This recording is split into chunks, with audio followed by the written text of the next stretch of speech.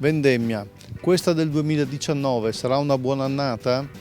Non lo sappiamo, lo vedremo, però come sempre Veneto Agricoltura propone all'interno del trittico vitivinicolo questi 3 incontri che si fanno a giugno, che si fanno ad agosto e che si fanno a dicembre, propone un po' il quadro di quello che è il grande vigneto veneto e in particolare ad agosto con le previsioni vendemmiali si cerca di capire quantità e qualità della vendemmia che sta per partire. Allora sarà una buona annata? Probabilmente sì, ma andiamo a vedere.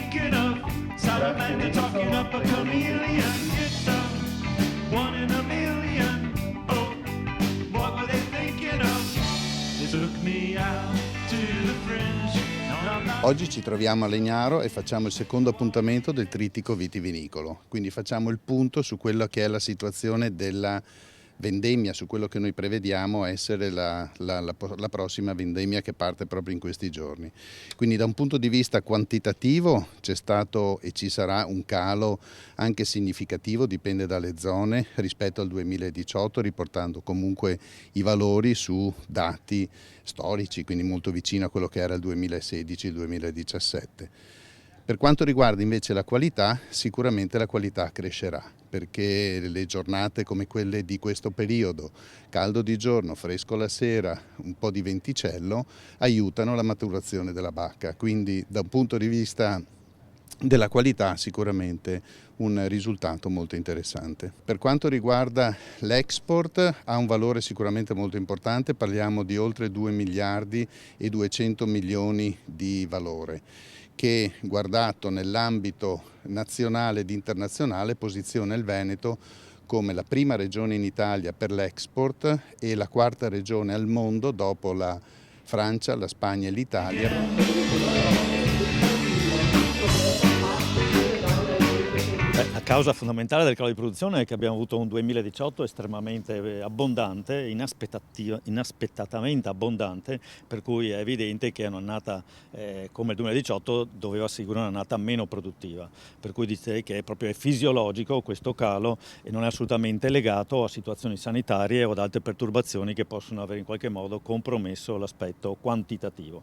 Quindi è un calo legato proprio all'esagerata produzione del 2018. Allora io mi sento sicuro nel poter dire che quest'anno, a questo momento, le uve hanno un equilibrio zucchero-acidi che da anni non avevano, e questo è dovuto al fatto che abbiamo una vendemmia ritardata di circa 10-15 giorni rispetto al consueto, per cui una maturazione che sta avvenendo in modo molto più lento e quindi portata più verso il mese di settembre, contrariamente alle ultime annate, e questo sta dando un equilibrio molto più fisiologico e corretto anche per una qualità.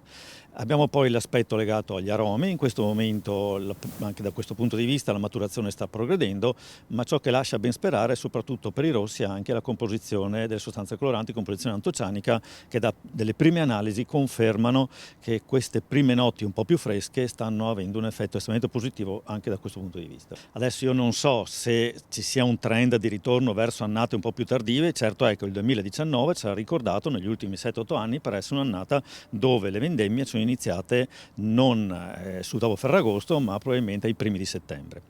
Questo è dovuto al fatto, almeno per l'annata in corso, alle temperature estremamente basse che abbiamo avuto nel mese di maggio, inizio giugno, e quindi a un rallentamento del ciclo fenologico proprio di questo mese, con una fioritura che è stata ritardata di anche 15 giorni. E noi sappiamo che a una fioritura ritardata corrisponde sempre una maturazione ritardata.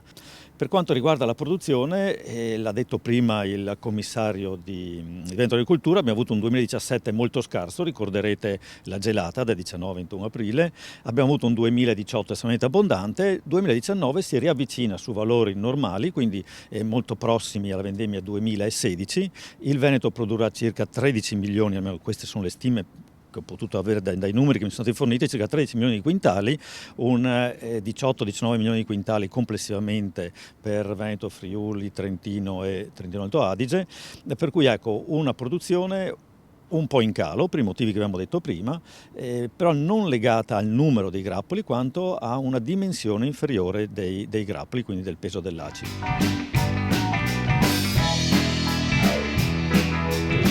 Si parla di una grande annata 2019.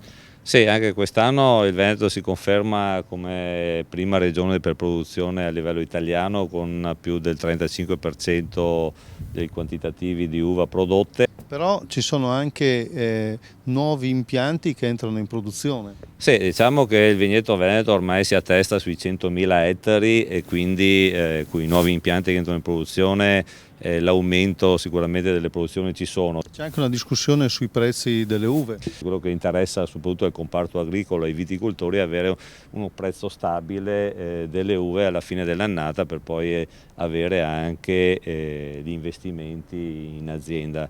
Ricordo che gran parte dei viticoltori veneti, adesso sono più di 33, 34, 5.000 più o meno, sono aziende con 3 ettari e mezzo di media, quindi voi immaginate che un abbassamento dei prezzi a volte comporta anche per tante famiglie comunque dei problemi, soprattutto per quanto riguarda appunto queste piccole microimprese. Quindi noi dobbiamo difendere queste più che le grandi produzioni delle grandi aziende, e per mantenerlo dobbiamo dargli un reddito che si basa inizialmente sugli investimenti in azienda. Noi siamo con il PSR la prima regione d'Italia per investimenti nel comparto agricolo, in particolare nel settore vitivinicolo. Noi negli ultimi 10 anni abbiamo investito 600 milioni, che non mi sembra poco, e i risultati si vedono. Noi dobbiamo difendere invece chi produce proprio, quindi l'agricoltore. Senza l'agricoltore tutta la catena si ferma.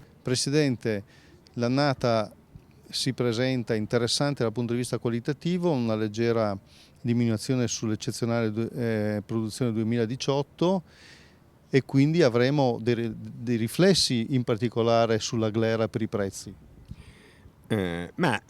Sotto il profilo quantitativo ritorniamo ad un'annata normale. Veniamo da 2 annate stranissime, una sorta di shock termico, io lo chiamo. Nel 2017 la vendemmia più scarsa degli ultimi 20 anni, nel 2018 la vendemmia più abbondante, che per una elementare legge economica, quella della domanda e dell'offerta, hanno fatto lievitare i prezzi nel 2017 e che si sono poi stabilizzati o sono stati in leggero calo nel 2018. Questo tipo di iniziative, il trittico vitivinicolo, in questo caso poi le previsioni vendemmiali, ecco, quanto sono utili al mondo vitivinicolo veneto?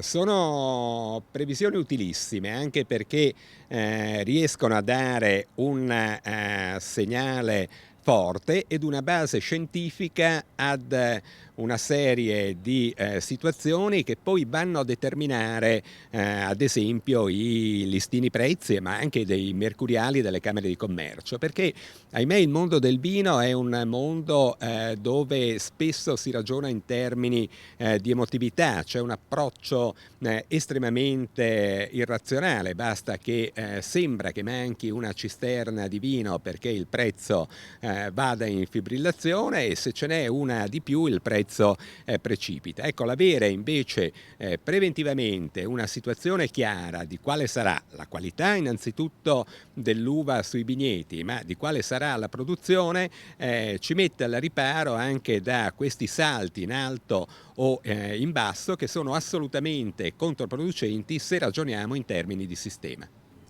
E quindi la previsione per il 2019? La previsione per il 2019 è sostanzialmente in una tenuta dei prezzi, che per quanto riguarda il Prosecco dovrebbero attestarsi attorno a 1,60 euro, 1,70 euro.